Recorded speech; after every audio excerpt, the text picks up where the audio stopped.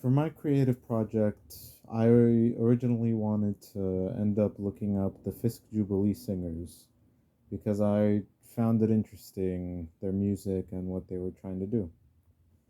The more I started to do research, though, and the more I realized that what part of what really interested me was sort of the motivation and the reason as to why it is that it was necessary for them to be making this music. While part of it was done, I'm sure, because they enjoyed it, as really all musicians do, I also feel as though the reason that they felt as perhaps they had to was because they wanted change. Change in society and change in the way that they were seen at the time. We learned in class about minstrelsy and blackface. Specifically, we learned about how damaging it was to the public opinion and the overall look on the black population in the country. After some thinking, I realized that music has always really been a vehicle for social change. Recently in class, we've been discussing nationalism in music and how some composers sought to unite a country under a single identity. But minstrelsy, on the other hand, rather than unite, sought to restore and maintain an imbalance of power in the country, thus fragmenting the populations in order to ensure power over one group of people. It is then that the war for equality, for freedom, and for the right to live without fear or oppression began in a new phase, a musical phase. This phase, like the overall war, has never really ended.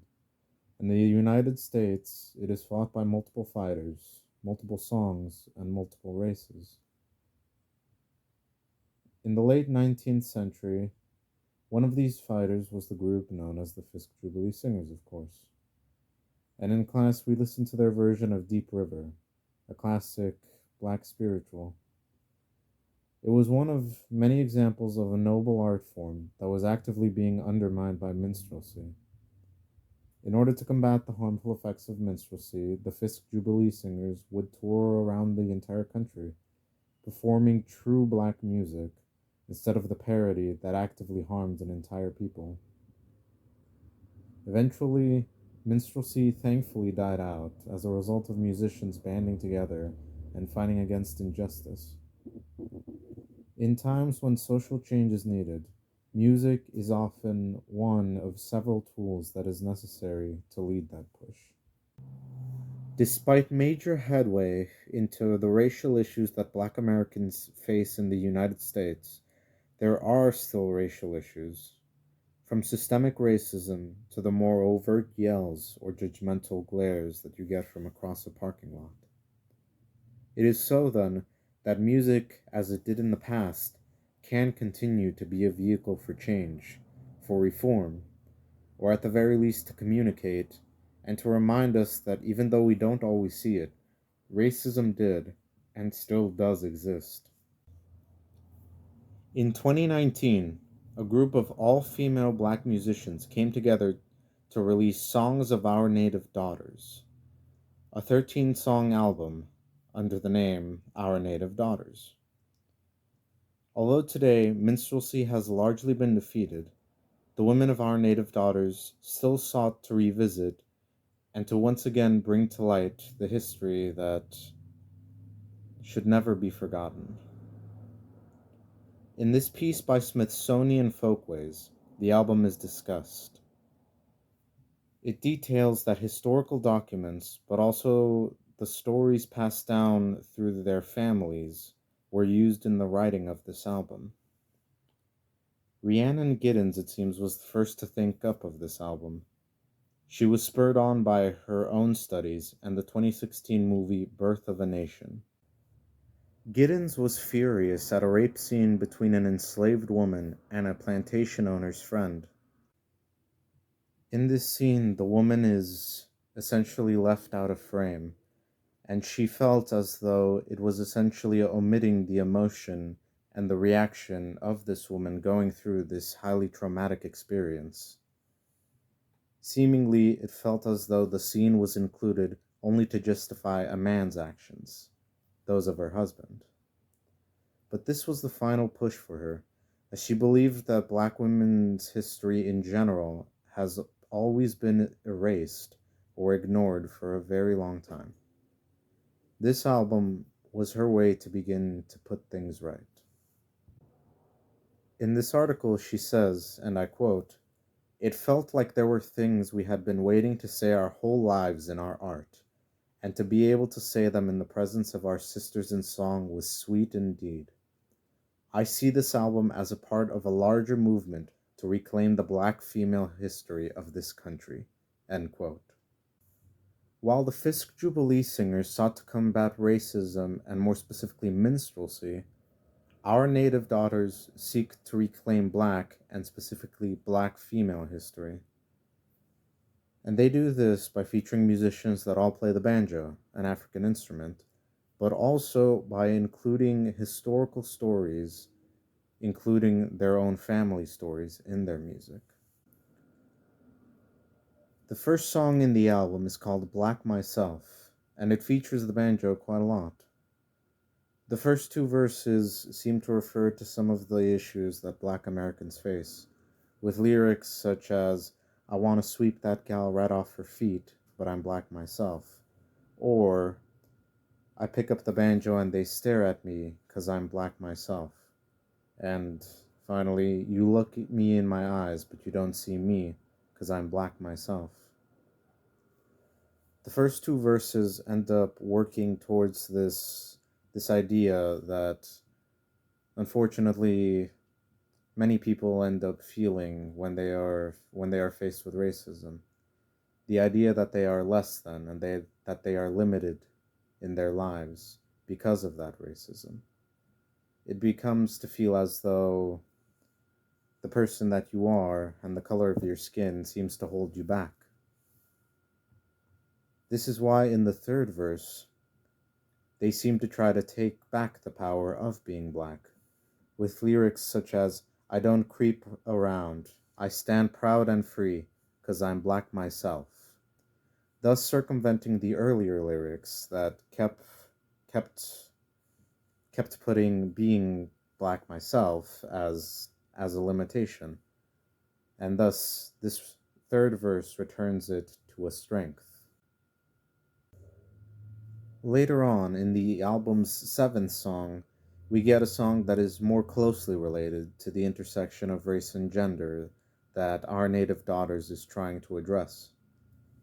In Mama's Cryin' Long, we hear the story of a woman being lynched for killing a man. Because of the hanging and how she is chased by, quote, "the boss's man," we can assume that this tells the story of a black woman, potentially a slave, although we aren't exactly sure. In an act of premeditated murder, it is possible she killed her master, or at least a white man of some importance, perhaps. But here, the simple act of telling this sad story is the very act that serves to empower black women. On the topic of slavery and racism, it is very unfortunate, but women can be left behind in the conversation, being omitted, just like in Birth of a Nation, the movie that inspired this album. I'm afraid the song doesn't really have a happy ending, because, well, just as history went, there really hasn't been a complete happy ending either. But it is still necessary to keep the stories of black women alive, because while intersectionality may create worse problems, perhaps that also means that one can combat both problems at the same time. With this song, Our Native Daughters has ensured that at the very least, one black woman's story has not been omitted from history. This combats racism by keeping the conversation and the discourse alive around it. And although perhaps it isn't the most efficient and perhaps not the most effective way, it is still effective enough, and it is still efficient enough to continue to combat racism. Just like the Fisk Jubilee singers. This is another example of how people use music in order to combat racism, as so many before and so many after them will do. As I mentioned earlier, though, music is used among many different people for many different scenarios, but the reason is usually the same: a need or desire for change. Although the circumstances are a bit different, Latinos similarly use music to comment and bring to real life the racial struggles that they face. A massive issue in the country right now is the discourse and treatment over immigrants that enter the country through the southern border with Mexico. In particular, it seems that illegal immigrants are highly looked down upon in many places, despite many of them simply seeking a humble and peaceful life. Due to the massive influx of these Latino immigrants, it has become a racial issue similar to the discrimination that the Irish faced in the 19th century, where sometimes the simple act of being Latino is enough to be discriminated against. Once again, however, this racism is being fought with music that seeks to bring to light a power imbalance in the country. Like Our Native Daughters, the act of speaking out against racism and reminding us every now and then that these problems exist is an effective way to combat the issues that we face in today's world. Los Hermanos Ortiz are a band that formed in Bella Vista, Argentina in 1972. In particular, we will be focusing on Superman es Ilegal from their 2003 album Puro Norte. This song satirizes Superman to bring to attention the racism that illegal immigrants unjustly face. The lyrics discuss the fact that it's impossible for Superman to have immigrated here legally, but the country still loves him.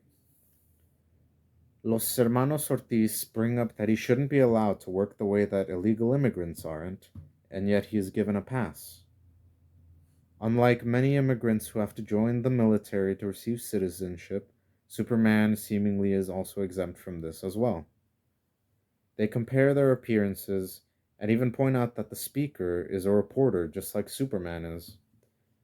Yet Superman is not fined for flying over cities, and he most likely doesn't even have a social security number, but he is still widely accepted. The speaker, on the other hand, is discriminated against in a way that would never happen to Superman.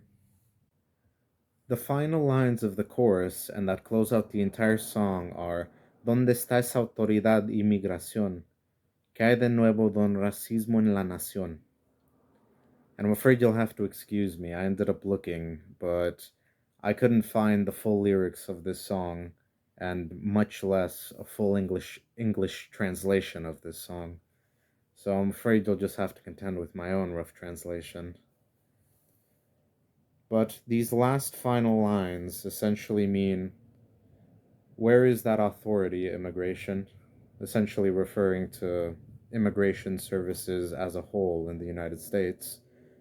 And the second line is, what else is new, Mr. Racism in the nation? Obviously calling out racism in the United States. Los Hermanos Ortiz are essentially asking why immigration services refrain from applying the same judgment on Superman, but ultimately they end up accepting that racism still continues to persist in the United States. This song, like Black Myself by Our Native Daughters, is used to discuss the racial issues that a population in the United States faces in their lives. My next example is a song called Mojado by Ricardo Arjona. This song features a more realistic and more emotional look into the mojados as they are known in Latin America. Mojado literally translates to mean wet, but it is a name that is given to all the immigrants that pass illegally from Latin America to the United States. This song gives us insight into the mental state of these immigrants. Ricardo Arjona invites us into the immense grief and longing that Mojados feel in having to abandon their homes and their loved ones to cross the border in search of work. We get lines such as empacó sus ganas de quedarse and el mojado está mojado por las lágrimas que evoca la nostalgia. I'm going to end up linking in the translation from Genius for this because I don't know if I'd be able to really translate this song really well myself. But at the very least I can tell you that these two lines mean he packed all of his desires to stay, and El Mojado is wet because of the tears that nostalgia evokes. And these two lines show us how much these immigrants don't really want to leave home, and how much they miss everything that they've left behind. From the perspective of Ricardo Arjona's song, these men that cross the border do so to become better providers for their wives and their loved ones, and in doing so, become better men in their eyes for them. Ricardo Arjona ends the song with Si la visa universal se extiende el día en que nacemos y caduca en la muerte, ¿por qué te persiguen, mojado? Si el cónsul de los cielos ya te dio permiso. The translation on Genius ends up following as such. If the universal visa is issued on the day we were born, and it expires upon our death, why do they persecute you, wetback? Mojado. When the council of heaven has already given you permission. Once again, I'm not a linguist, and I do disagree because I believe perseguir is to chase, and consul is consulate, but I think for the most part this translation is mostly sound. And if that's the case, then we can see that Ricardo Arjona ends up asking why it is that the Mojados are chased or persecuted so much, despite the fact that we are all humans and we are all born in the same exact way. He's essentially asking, why is it that human beings feel the need to end up othering other humans, I suppose. And thus, just like all the other songs that I have listed so far, this is another song that ends up using music in order to address racism in the world. I could go more into depth about these songs and exactly what they mean with every single line, but frankly, that would take a lot more time, and this project is due tomorrow. So I'm afraid this is where we end our analysis of how music ends up being used to combat racism. Because it wasn't just back in the 20th century with the Fisk Jubilee singers, and it wasn't just in 2019 with our native daughters. It isn't just Black Americans, and it isn't only Latinos. Music, as special as it is also special in the sense that it can be used to empower people and to help them fight against social injustices. Thank you for listening, and this has been my project for Music 269 at the University of Oregon. Thank you.